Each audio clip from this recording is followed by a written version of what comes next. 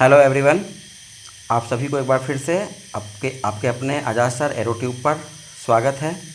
आज इस वीडियो में आप सभी को हम 2025 में जो 11th क्लास के जो एनुअल एग्ज़ाम हुए हैं भूगोल विषय का विषय कोड 323, इसके ऑब्जेक्टिव प्रश्नों का आंसर हम आप लोगों को बताएंगे, सॉल्व करवाएंगे और आप लोग मिलाइएगा आप लोगों ने कितने प्रश्नों का सही उत्तर दिया है।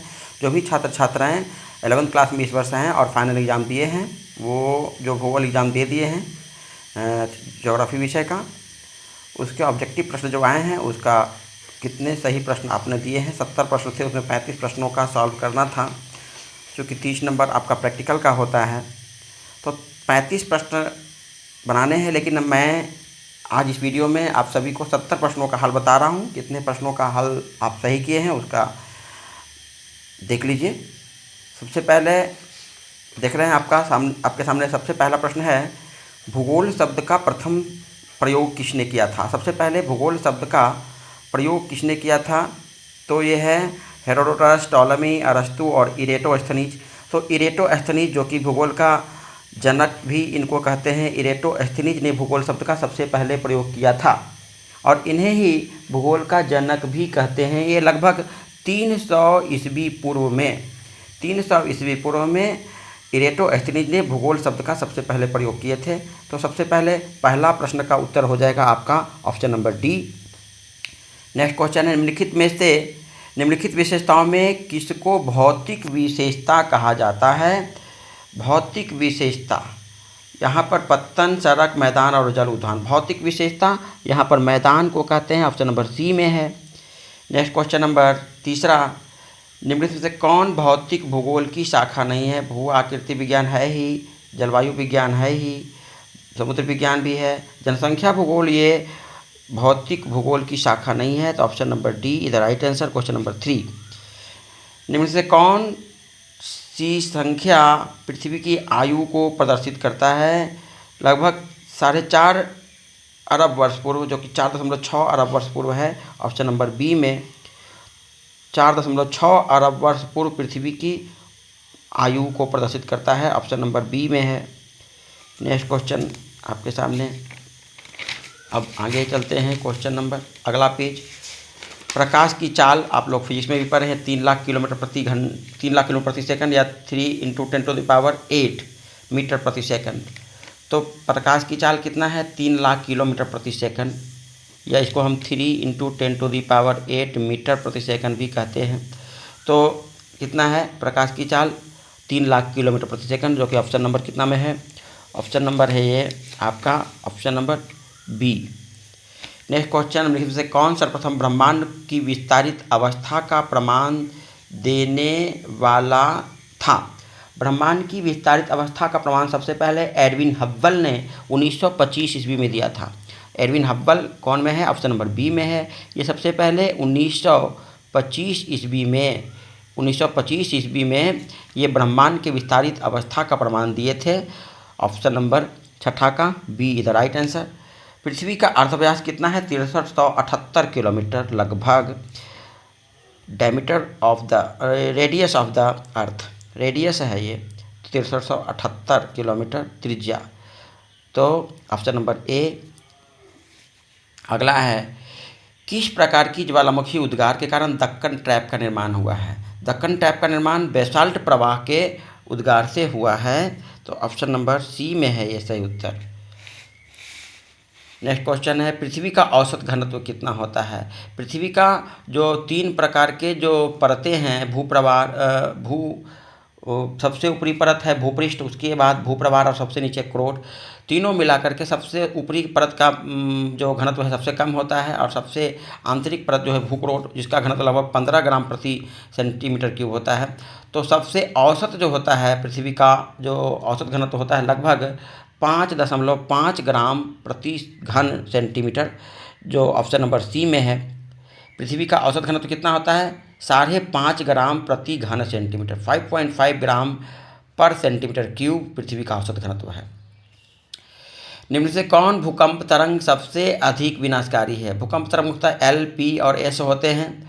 तो भूकंप तरंग जो हैं सबसे अधिक विनाशकारी जो होते हैं एल तरंग जो होते हैं, जो कि धरातलीय तरंग को कहते हैं, सरफेस जो है सरफेस वेव्स, जिसको एल तरंग भी कहते हैं, एल तरंग यानी धरातलीय तरंग को ही एल तरंग भी कहते हैं।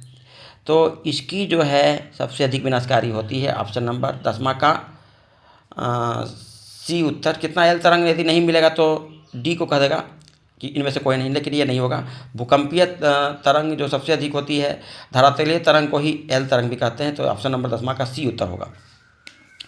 11वां, निम्नलिखित में से कौन पृथ्वी की सबसे आंतरिक भाग है? अभी बताया था थोड़ा देर पहले, पृथ्वी के 3 भाग जो हैं, ये 3 भाग, तो सबसे ऊपर को कहते हैं भूपर्पटी, उसके बाद का जो भाग है भूप्रवार, और सबसे आंतरिक भाग क्रोड, जिसका घनत्व सबसे अधिक होता है। तो पृथ्वी का सबसे आंतरिक परत क्या होगा? पृथ्वी का सबसे आंतरिक भाग क्रोड है, ऑप्शन नंबर सी। अगला है प्लेट शब्द का प्रयोग सबसे पहले किसने किया था? जो भूप्लेट है, इसका शब्द का प्रयोग सबसे पहले टूजो विल्सन ने 1955 ईस्वी में किया था। टूजो विल्सन जो है ऑप्शन नंबर बी में है। भूप्लेट शब्द का सबसे पहले प्रयोग टूजो विल्सन ने 1955 ईस्वी में किया था। हाँ, एक क्वेश्चन है WJ मॉर्गन, इन्होंने सबसे पहले 1968 ईस्वी में प्लेट के विवर्तनिक सिद्धांत, ये WJ मॉर्गन जो है 1968 ईस्वी में विवर्तनिक सिद्धांत का सबसे पहले विवर्तनिक सिद्धांत को सबसे पहले इसने प्रतिपादित किया था। तो इसीलिए ये WJ मॉर्गन नहीं होगा। सबसे पहले भूप्लेट का शब्द का प्रयोग सबसे पहले 1955 ईस्वी में टूजो विल्सन ने किया था। Option number B is the right answer of question number 12।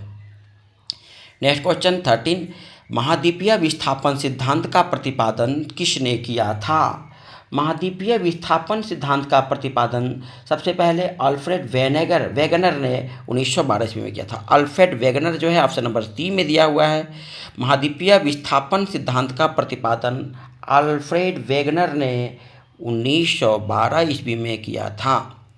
1912 ईस्वी में Alfred Wegener option number C में है, तो सही उत्तर option number C, question number 13। आगे चलते हैं क्वेश्चन नंबर 14 पर कि निम्नलिखित में से कौन एक लघु प्लेट है? पृथ्वी के विभिन्न प्लेटों को लघु प्लेट और दीर्घ प्लेटों में बांटा गया। इसमें लघु प्लेट है, तो लघु प्लेट के अंतर्गत मुख्यतः अरेबियन प्लेट, ऑप्शन के अनुसार अरेबियन प्लेट जो है एक लघु प्लेट है। लघु प्लेट के अंतर्गत Cocos plate, Philippines plate, Arabian plate इत्यादि प्रकार के प्लेट जो हैं लघु प्लेट के अंतर्गत आते हैं। तो इसमें Arabian plate option number C में है, option number C. Cocos plate भी है, फिलीपींस प्लेट भी है, ये सब लघु प्लेट के अंतर्गत आता है। भारतीय plate, Arctic plate, Antarctic plate और प्रशांत प्लेट ये दीर्घ प्लेटों के अंतर्गत आता है। तो ऑप्शन नंबर सी 14 का सही उत्तर होगा। इनमें से कौन वायु अपर्दन द्वारा निर्मित नहीं है? ये गारा जीवगेन, हालांकि इसमें सभी जो है वायु का अपर्दन के द्वारा बनता है, लेकिन ये जो भूस्तंभ जो है जल के भी द्वारा बनता है। गारा जीवगेन और बालुकाष्ठ स्तूप वायु अपर्दन से बनता है, लेकिन ये भूस्तंभ जो है ये इसका ऑप्शन नंबर सी सही उत्तर लग रहा है। निम्नलिखित में से कौन हिमानी अपर्दन द्वारा निर्मित है? यहाँ पर हिमानी अपर्दन द्वारा निर्मित, यहाँ ए होना चाहिए 16वां का सही उत्तर। अगला 17, नदी की किस अवस्था में जलप्रपात का निर्माण होता है? नदी जलप्रपात का सबसे अपने प्रारंभिक अवस्था जो है युवावस्था, इसमें जलप्रपात का निर्माण करेगा, तब ना उसकी ताकत सबसे अधिक होगा। तो नदी अपने सबसे प्रारंभिक अवस्था जिसमें नदी की जल की शक्ति सबसे अधिक होती है, सबसे अधिक एनर्जी के साथ चलता है और जलप्रपात का निर्माण करता है। तो 17 का सही उत्तर होगा ऑप्शन नंबर ए युवावस्था। निम्नलिखित से स्थल रूपों में से कौन नदी के द्वारा निर्मित नहीं है? निम्नलिखित स्थल रूपों में कौन नदी द्वारा निर्मित नहीं है? यह है जलप्रपात नदी द्वारा, गोखुर झील भी नदी द्वारा और गौर्ज भी नदी द्वारा बनता है। बरखान का निर्माण वायु अपर्दन से होता है, तो ऑप्शन नंबर डी में है, बरखान वायु अपर्दन से होता है। अगला है किस देश में कास्ट क्षेत्र अवस्थित है? किस देश में कास्ट क्षेत्र अवस्थित है? कास्ट रीजन इसमें जर्मनी, फ्रांस और टर्की कोई में भी नहीं है। ये स्लोवेनिया जो देश है यूरोप का, वहाँ स्थित होता है। तो यहाँ ऑप्शन नंबर डी होगा।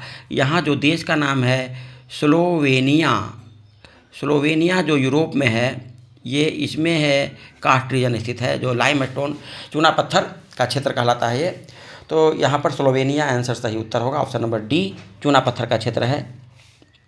नेक्स्ट क्वेश्चन है निम्नलिखित स्थलाकृतियों में किसका निर्माण सागरीय लहरों द्वारा निक्षेपण से होता है। सागर के लहरों के निक्षेपण से जनरली यहाँ पर क्लिफ बीच कंदरा नहीं होता है, अटैक जो होता है इसका निर्माण सागरीय लहरों के निक्षेपण से होता है। ऑप्शन नंबर 20 का क्वेश्चन नंबर 20 का सही उत्तर होगा ऑप्शन नंबर डी। अगला प्रश्न 21वां बहुत ही हल्का। निम्नलिखित से गैसों में से कौन वायुमंडल में सबसे अधिक होता है। तो नाइट्रोजन लगभग 78%, यह 78% है। 21% ऑक्सीजन होता है ना। 0.03% कार्बन डाइऑक्साइड होता है और शेष में बाकी अन्य गैस। ठीक है, तो 78% सबसे अधिक होता है कौन सा, नाइट्रोजन गैस। तो 21वां का सही उत्तर हो जाएगा डी। नेक्स्ट क्वेश्चन है, कौन वायुमंडलीय परत मानव जीवन के लिए सबसे महत्वपूर्ण है। वायुमंडल के मुख्यतः 5 परत होते हैं, जिसमें सबसे निचला परत जो है क्षोभ मंडल, जिसमें विभिन्न प्रकार की भौतिक घटनाएं होती है, ये मानव जीवन के लिए सबसे महत्वपूर्ण होती है। तो क्षोभ मंडल ऑप्शन नंबर बी में है, तो सही उत्तर 22वां का बी। सूर्य से आने वाली किरणों में कौन जो है ओजोन परत सोख लेती है। परावैंगनी किरण, अल्ट्रावायलेट रे, यूवी रे जिसको कहते हैं यूवी रे, अल्ट्रावायलेट रे परावैंगनी किरणों को पृथ्वी पर पहुंचने नहीं देती है ओजोन परत। तो ऑप्शन नंबर 23 का बी। चलिए नेक्स्ट क्वेश्चन है आपके सामने अब कि निम्नलिखित गैसों में से कौन पौधों के लिए सबसे अधिक आवश्यक है। पौधों के लिए तो ऐसे कार्बन डाइऑक्साइड और ऑक्सीजन दोनों चाहिए, लेकिन कार्बन डाइऑक्साइड ज़्यादा आवश्यक है, अधिक आवश्यक है। तो 24वां का सही उत्तर डी। किन अक्षांश पर 21 जून की दोपहर में सूर्य की किरणें सीधे पड़ती है। 23.5 डिग्री उत्तरी अक्षांश, 23.5 डिग्री उत्तरी अक्षांश में 21 जून को सूर्य की सीधी किरणें पड़ती है, अतः ये 23.5 डिग्री उत्तरी अक्षांश ऑप्शन नंबर बी में है। 25वां का सही उत्तर बी। वायुमंडल मुख्य रूप से गर्म होता है। वायुमंडल मुख्य रूप से किस प्रकार की किरणों द्वारा गर्म होता है। तो दीर्घ तरंग स्थलीय विकिरण, यहाँ सही उत्तर होगा लॉन्ग वेव टेरेस्ट्रियल रेडिएशन के द्वारा वायुमंडल सबसे अधिक गर्म होती है। तो ऑप्शन नंबर बी में है, 26 का सही उत्तर बी। आगामी सौर विकिरण को क्या कहते हैं। आगामी, ये जो चालन संवहन और ये सब जो है ऊष्मा का संतरण की विधि है। आगामी सौर विकिरण को सूर्यताप कहते हैं, इंसोलेशन है ना। Incoming solar radiation is called insolation है ना। इनकमिंग सोलर रेडिएशन क्या कहलाता है, इंसोलेशन कहलाता है, यानी सूर्यताप कहलाता है। ऑप्शन नंबर डी सही उत्तर होगा इसका। अगला है, किस दिन पृथ्वी सूर्य से सबसे अधिक दूर होती है। पृथ्वी और सूर्य के बीच जो जनरली दूरी होती है लगभग 15 करोड़ किलोमीटर, 15 करोड़ किलोमीटर। लेकिन 4 जुलाई को पृथ्वी और सूर्य के बीच की दूरी सबसे अधिक होती है, लगभग 15.2 करोड़ किलोमीटर। ठीक है, तो 4 जुलाई को सबसे अधिक पृथ्वी और सूर्य के बीच की दूरी होगी, ऑप्शन नंबर सी में है। निम्नलिखित में से कौन वताग्र का एक प्रकार है। वताग्र का जो है टाइप्स दोनों ही प्रकार के हैं, cold front and warm front दोनों, और ये अचर वताग्र भी दोनों, stationary front, cold front and warm front दोनों, तीनों ही जो है ये वताग्र का ही एक प्रकार है। तो ऑल ऑफ देज इसका सही उत्तर 29 का डी।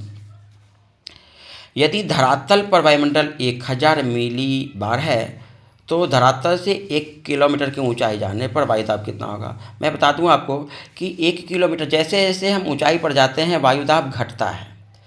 हम पृथ्वी तल से जैसे जैसे ऊपर जाते हैं तो ऊपर जाने पर वायुदाब क्या होगा, घटेगा। अब कितना घटेगा, तो प्रत्येक किलोमीटर जाने पर लगभग 20% वायुदाब घट जाता है। तो 1000 का 20% यदि घटाएंगे तो लगभग 800 मिलीमीटर आता है, 800 मिली बार आता है, ऑप्शन नंबर बी में। तो सही उत्तर बी। अंतर उष्ण कटिबंध अभिसरण क्षेत्र सामान्यतः कहाँ होता है। अंतर उष्ण अभिसरण क्षेत्र कटिबंध जो है मुख्यतः विषुवत रेखा के निकट पाया जाता है, ऑप्शन नंबर ए में है, विषुवत रेखा के निकट। 31वां का सही उत्तर ए। चलते हैं नेक्स्ट क्वेश्चन। अब क्वेश्चन नंबर 32, किस प्रदेश में पछुआ पवनें बहती है। पछुआ पहने ध्रुव प्रदेश में नहीं, विषुवत रेखीय प्रदेश में नहीं, उष्णकटिबंधीय में भी, लेकिन यहाँ मध्य अक्षांशीय प्रदेश में जो है यह आएगा आंसर। 30 डिग्री से 60 डिग्री लैटिट्यूड के बीच जो का जो रीजन है वो इसमें पछुआ पवनें बहती है। 30 डिग्री से 60 डिग्री जनरली जो लैटिट्यूड है इसके बीच का जो रीजन है इसमें यानी मध्य अक्षांशीय प्रदेशों में पछुआ पवनें बहेगी। तो ऑप्शन नंबर डी इसका सही उत्तर होगा। जल वाष्प का जल में परिवर्तन, जल का जल वाष्प में परिवर्तन कहलाता है वाष्पीकरण, और पुनः जल वाष्प का जल में परिवर्तन संघनन कहलाता है, संघनन।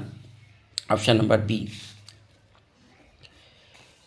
निम्नलिखित से कौन एक वर्षा का प्रकार है? यहाँ पर संवहनीय वर्षा भी है, पर्वतीय वर्षा भी है और चक्रवातीय वर्षा, सभी प्रकार की जो ये वर्षा है वर्षा का ही प्रकार है, तो इनमें सभी हो जाएगा, ऑल ऑफ देज। ये सही उत्तर डी। निम्नलिखित में से कौन आकाश में सबसे ऊंचा बादल है? आकाश की जो सबसे ऊंचा बादल का जो रूप है वो पच्छाद बादल कहलाता है, जिसकी ऊंचाई लगभग 8000 से 12000 मीटर ऊंचा तक होता है। 8000 से 12000 मीटर की ऊंचाई पर जो बादल जो बनते हैं उसको पच्छाद कहते हैं। तो ऑप्शन नंबर ए इसका सही उत्तर होगा। ग्रीन हाउस के लिए कौन सी गैस प्रभावकारी नहीं है? मीथेन गैस है ही ग्रीन हाउस के लिए, carbon dioxide gas, methane gas, nitrous oxide gas, ये सब ग्रीन हाउस प्रभाव उत्पन्न करते हैं।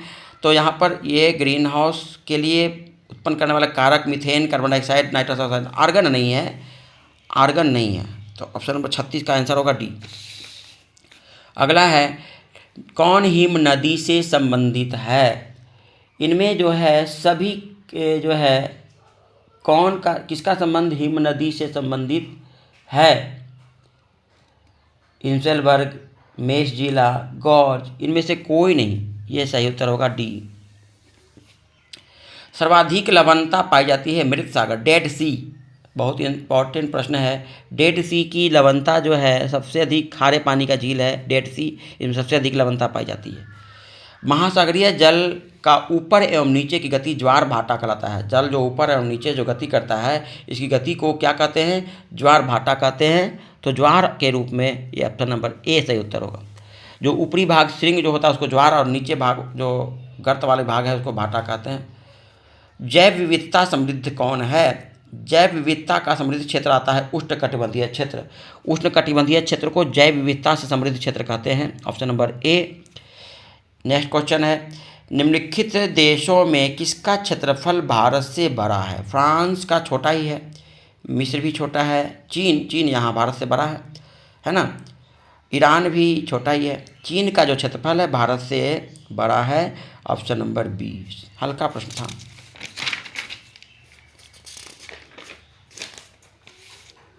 नेक्स्ट क्वेश्चन है भारत का मानक देशांतर रेखा। भारत का मानक देशांतर रेखा 82.5 डिग्री पूर्व।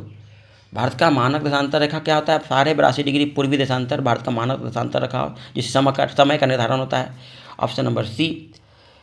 भारत का पड़ोसी देश कौन है? चीन है ही, नेपाल भी है, म्यांमार भी है, इनमें से सभी हो जाएगा। भारत के पड़ोसी देश ही सब के सब हैं, ऑप्शन नंबर डी। क्षेत्रफल की दृष्टि से विश्व में भारत का स्थान 7वां है, जनसंख्या की दृष्टि से पहला और क्षेत्रफल की दृष्टि से 7वां। क्षेत्रफल की दृष्टि से भारत का स्थान विश्व में 7वां है और जनसंख्या की दृष्टि से अब पहला स्थान हो गया है भारत का।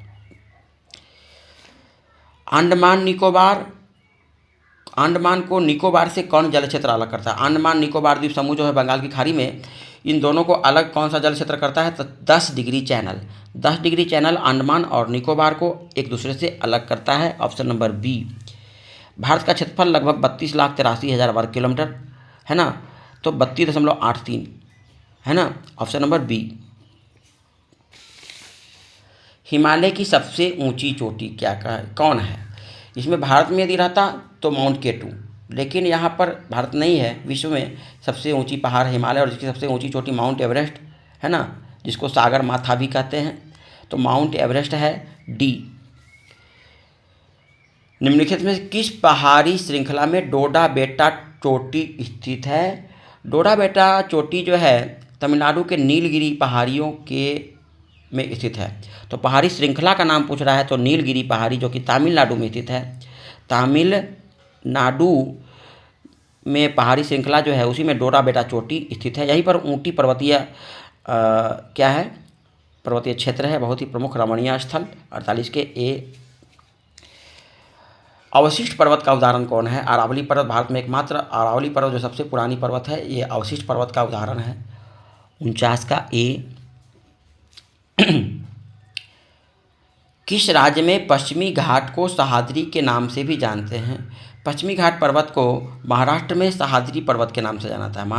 महाराष्ट्र में पश्चिमी घाट पर्वत को सह्याद्री पर्वत के नाम से जानते हैं। तो सही उत्तर 50 का बी। हिमालय की सबसे ऊंची श्रृंखला। हिमालय को मुख्यतः 3 श्रृंखलाओं में बांटा गया है: उच्च हिमालय, मध्य हिमालय और निम्न हिमालय। उच्च हिमालय को बृहद हिमालय या हिमाद्री भी कहते हैं, हिमाद्री। और मध्य हिमालय जो है इसको हिमाचल, और निम्न हिमालय को शिवालिक कहते हैं, निम्न हिमालय शिवालिक। तो यहाँ पर हिमालय की सबसे ऊंची श्रृंखला क्या कहलाएगा? बृहद हिमालय यानी हिमाद्री। Option number A. 51 प्रश्नों का आंसर आप लोगों ने कर चुके हैं। 35 प्रश्न ही बनाने थे, हम सभी प्रश्नों को बता रहे हैं आपको। निम्नलिखित नदियों में से कौन बंगाल की खाड़ी में नहीं गिरती है? गोदावरी नदी बंगाल की खाड़ी में ही गिरती है, गंगा नदी भी बंगाल की खाड़ी में गिरती है, महानदी भी गिरती है, तापी नदी ये बंगाल की खाड़ी में नहीं गिरती है, गुजरात की नदी है जो कि अरब सागर में जाकर के मिलती है। तो 52 के डी। निम्न से कौन सी भ्रंश घाटी में बहती है? भ्रंश घाटी में बहने वाली मुख्यतः 3 नदी है: नर्मदा, ताप्ती और दामोदर नदी। नर्मदा, ताप्ती और दामोदर नदी। तो इसमें नर्मदा नदी दिया हुआ है ऑप्शन नंबर बी में, तो ऑप्शन नंबर बी इसका सही उत्तर होगा। नर्मदा नदी भ्रंश घाटी में बहती है। निम्न से कौन सिंधु की सहायक नदी है? इसमें सतलज भी है ही, व्यास भी है, रावी भी है। तो इनमें से सिंधु की सहायक नदी कौन है? सब के सब, ये सभी नदियाँ सिंधु की सहायक नदी हैं। ऑप्शन नंबर डी सही उत्तर होगा।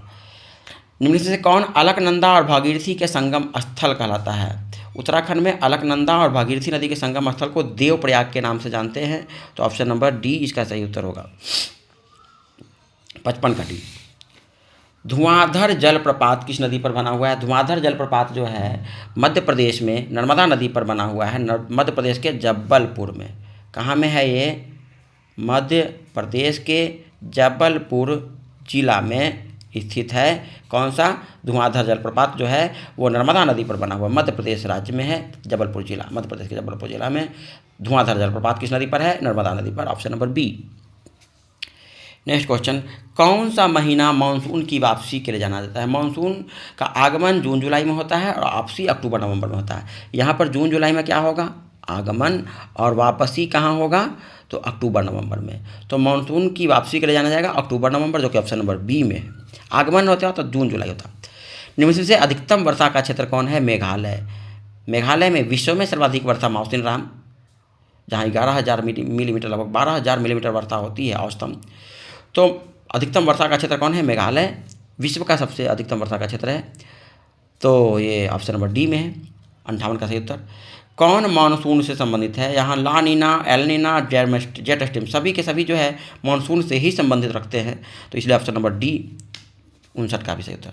इसमें अधिकांश प्रश्नों को आप लोगों ने देखा है कि जिनमें भी ऑल ऑफ दीज है वो आंसर हुआ है। कौन वृक्ष मानसून वन में पाया जाता है? सागवान भी है और साल भी है। साल और सागवान दोनों मानसूनी वन का वृक्ष है। तो ऑप्शन नंबर सी इधर राइट आंसर। Question number 60। आगे चलते हैं क्वेश्चन नंबर 61 पर कि भौगोलिक क्षेत्र का कितना प्रतिशत वन होना चाहिए? संतुलित वातावरण के लिए कुल क्षेत्र का लगभग 33% जंगल होना चाहिए। वन क्षेत्र 33%। सी भारत में हालांकि 23% ही लगभग है, 23.5%, अभी भी 10% कम है। राजस्थान में किस प्रकार का वन पाया जाता है? राजस्थान एक मरुस्थलीय क्षेत्र है, यहाँ कटीले वन पाए जाते हैं जनरली। Option number C. नवीन मिट्टी को क्या कहते हैं? मिट्टी जो होती है, जलोढ़ मिट्टी 2 प्रकार के होंगे, एक खादर और एक बांगर। तो जो नवीन होगा उसको खादर कहेंगे, ये ज़्यादा उपजाऊ होगा, ये नवीन है। और पुराना जो होगा उसको बांगर कहते हैं। तो नवीन जलोढ़ मिट्टी कौन सा है? खादर। बहुत इंपॉर्टेंट याद करिएगा आप लोग कि जो जलोढ़ मिट्टी जो है नया जो बनता है उसको कहते हैं खादर, और जो पुराना हो जाता है उसको कहेंगे बांगर। गंगा की मैदान में किस प्रकार की मिट्टी पाई जाती है? गंगा के मैदान में जलोढ़ मिट्टी पाई जाती है जो सबसे अधिक उपजाऊ होता है, ह्यूमस की मात्रा इसमें सबसे अधिक होती है। जलोढ़ मिट्टी गंगा के मैदान में पाई जाती है। काली मिट्टी को हम क्या कहते हैं? काली मिट्टी को रेगुर मिट्टी के नाम से या बेसाल्ट लावा से बनता है काली मिट्टी, रेगुर मिट्टी कहते हैं काली मिट्टी को। तो ऑप्शन नंबर ए, काली मिट्टी को रेगुर मिट्टी भी कहते हैं। ऑप्शन नंबर ए 65 का सही उत्तर। चलते हैं, किस राज्य में बाढ़ सबसे कम आती है? बिहार, बंगाल, ये सब असम में बाढ़ आती है, पंजाब में सबसे कम आती है। तो सही उत्तर ऑप्शन नंबर 66 का डी। निम्न में से किस में माजुली नदी द्वीप समूह स्थित है? माजुली द्वीप समूह विश्व का सबसे बड़ा द्वीप समूह है, जो कि ब्रह्मपुत्र नदी में स्थित है। विश्व का सबसे बड़ा द्वीप समूह माजुली नदी द्वीप समूह, जो कि ब्रह्मपुत्र नदी में स्थित है। ऑप्शन नंबर बी 67 का सही उत्तर। किस राज्य में शीत ऋतु में बाढ़ आती है? तमिलनाडु में लौटते हुए मानसून के कारण शीत ऋतु में वर्षा होती है और बाढ़ आती है। तमिलनाडु, सही उत्तर डी। बर्फानी तूफान किस प्रकार की प्राकृतिक आपदा के अंतर्गत आता है? बर्फानी तूफान जो है एक प्रकार के वायुमंडलीय एटमॉस्फेरिक ये जो है ये हैजर्ड है। तो वायुमंडलीय जो कि है ऑप्शन नंबर ए में है, सही उत्तर ए। लास्ट प्रश्न आज का, कौन राज्य भूस्खलन के लिए सबसे अधिक संवेदनशील है? पर्वतीय जो होगा तो पर्वतीय इसमें उत्तराखंड है। पर्वतीय राज्य जो है भूस्खलन के लिए ज़्यादातर होते हैं, संवेदनशील होते हैं। तो यहाँ पर उत्तराखंड सबसे अधिक है भी। भारत का सबसे अधिक भूस्खलन की दृष्टि से प्रभावित संवेदनशील क्षेत्र है उत्तराखंड, जो कि ऑप्शन नंबर डी में है। Option number D is the right answer of question number 70। सभी प्रश्नों का आप लोगों ने देखा, सभी प्रश्नों का उत्तर मैं एक एक करके बताया। आप लोग इसको याद भी कीजिए, और कितने सही प्रश्न आप लोगों ने बताए कमेंट सेक्शन में कमेंट करें। अन्य देख ले प्रश्न जो है सब्जेक्टिव प्रश्न हैं, ये हैं, इसका फल दे सकते हैं। ये है 5 अंक का स्तरीय दीर्घ उत्तरीय प्रश्न, ये ठीक है। आप लोगों ने वीडियो को देखा, कैसा लगा? आप वीडियो को लाइक कीजिए, और कितने सही प्रश्नों का उत्तर दिए कमेंट सेक्शन में कमेंट कीजिए, ठीक है। चलते हैं, फिर मिलेंगे अगले वीडियो में। तब तक जय हिंद, गुड बाय।